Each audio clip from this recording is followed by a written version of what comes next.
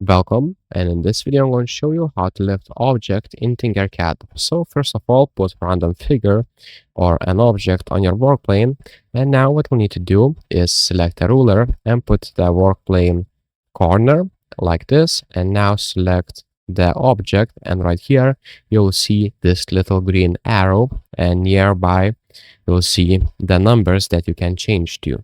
So let's say I will put 40, and now it will put that figure to the 40 millimeter, like it will lift the figure up for the 40 millimeters.